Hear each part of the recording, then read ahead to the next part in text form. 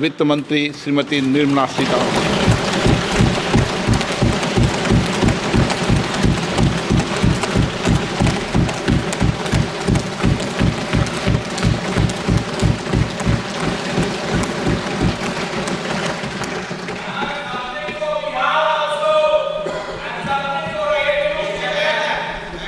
Honorable Speaker, I present the budget for 24-25. Introduction.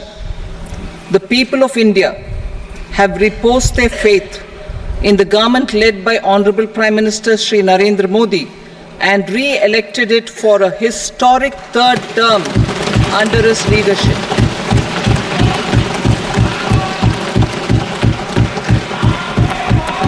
We are grateful for their support, faith, and trust in our policies.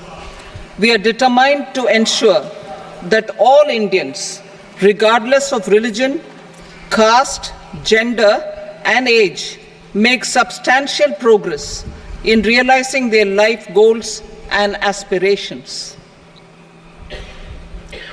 Global context. The global economy, while performing better than expected, is still in the grip of policy uncertainties.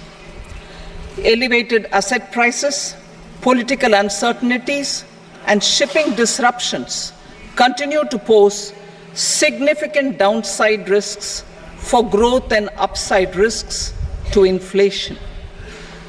In this context, India's economic growth continues to be the shining exception and will remain so in the years ahead.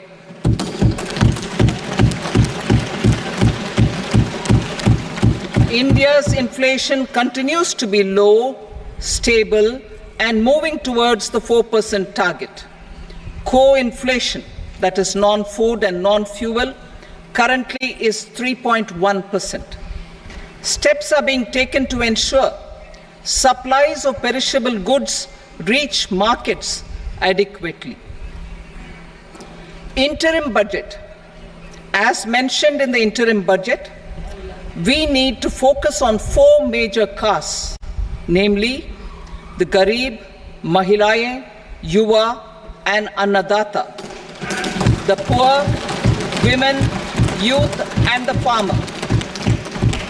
For Annadata, we announced higher minimum support prices a month ago for all major crops, delivering on the promise of at least a 50% margin over costs.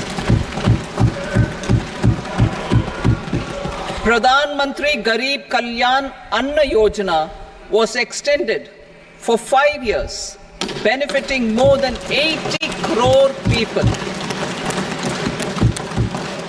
Administrative actions for approval and implementation of various schemes announced in the interim budget are well underway. The required allocations have been made.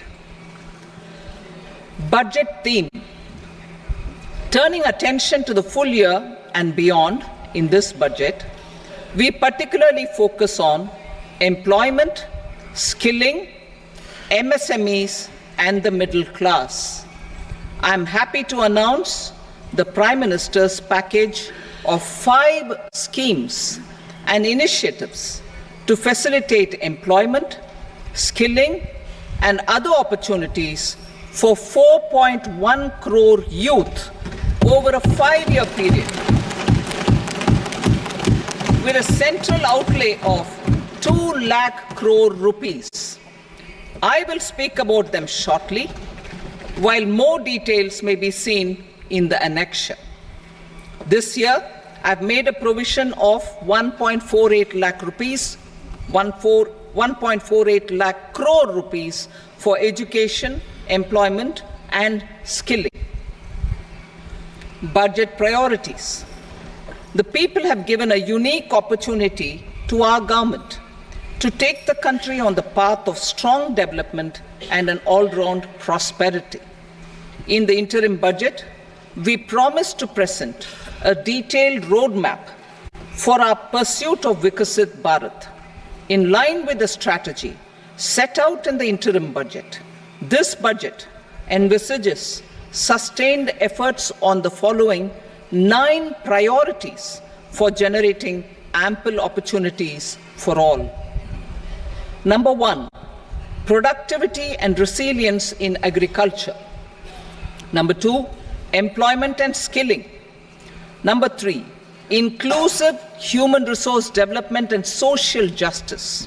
4, manufacturing and services. 5, urban development.